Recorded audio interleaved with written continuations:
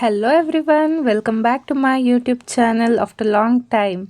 ತುಂಬ ದಿನ ಆಗೋಗಿತ್ತು, ವೀಡಿಯೋನೇ ಮಾಡಿರಲಿಲ್ಲ. ಇವತ್ತು ಅದಕ್ಕೆ ತುಪ್ಪ ಮಾಡೋಣ ಅಂತ ಅಂದ್ಕೊಂಡಿದ್ದೀವಿ.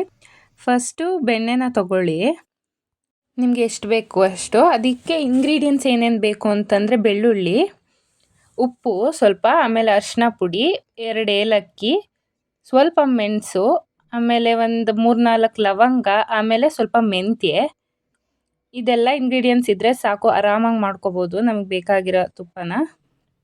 ಒಂದು ಚಿಕ್ಕ ಪ್ಯಾನ್ ತೊಗೊಂಡು ಅದನ್ನು ಪ್ರೀಟ್ ಮಾಡ್ಕೊಳ್ಳಿ ಸ್ವಲ್ಪ. ಅದಾದಮೇಲೆ ಮೆಂತ್ಯ ಹಾಕ್ಬಿಟ್ಟು ಸ್ವಲ್ಪ ಕಲರ್ ಚೇಂಜ್ ಆಗೋವರೆಗೂ ಅದನ್ನು ಹುರ್ಕೊಳ್ಳಿ. ಚೆನ್ನಾಗಿ ಒಂಥರ ಫ್ರೇಗ್ರೆನ್ಸ್ ಬರುತ್ತೆ, ಫ್ರೇಗ್ರೆನ್ಸ್ ಬರೋವರೆಗೂ. ಈ ಮೆಂತ್ಯನ ಕುಟ್ಟಣಿಯಲ್ಲಿ ಹಾಕಿ ಸ್ವಲ್ಪ ಕುಟ್ಕೊಳ್ಳಿ. ಅದಾದಮೇಲೆ ಬೆಳ್ಳುಳ್ಳಿನೂ ಸ್ವಲ್ಪ ಸ್ಮ್ಯಾಶ್ ಮಾಡ್ಕೊಳ್ಳಿ, ಇದರಲ್ಲೇ ಚೆನ್ನಾಗಿರುತ್ತೆ. ಇದಾದಮೇಲೆ ಬೆಣ್ಣೆನ ಕಾಯಕ್ಕಿಡಿ, ಅದು ಬೆಣ್ಣೆ ಎಲ್ಲ ಮೆಲ್ಟ್ ಆಗಬೇಕು. ನೀಟಾಗಿ ಮೆಲ್ಟ್ ಆದಷ್ಟು ಚೆನ್ನಾಗಾಗುತ್ತೆ ಬೆಣ್ಣೆ. ನಿಮಗೆ ಬೇಕಾದರೆ ವೀಳ್ಯದೆಲೆನೂ ಹಾಕೋಬೋದು, ಆಪ್ಷನಲ್. ಅದೂ ತುಂಬ ಚೆನ್ನಾಗಿರುತ್ತೆ ಫ್ರೇಗ್ರೆನ್ಸು. ಅದಾದಮೇಲೆ ನಾವು ಏನೇನು ಇಂಗ್ರೀಡಿಯೆಂಟ್ಸ್ ಇಟ್ಕೊಂಡಿರ್ತೀವಿ ಅದೆಲ್ಲನೂ ಅದರೊಳಗಡೆ ಹಾಕಿ, ಲೈಕ್ ಬೆಳ್ಳುಳ್ಳಿ ಅದೆಲ್ಲ ಇಟ್ಕೊಂಡಿದ್ವಲ್ಲ ಎಲ್ಲನೂ ಅದರೊಳಗಡೆ ಹಾಕ್ಕೊಳ್ಳಿ.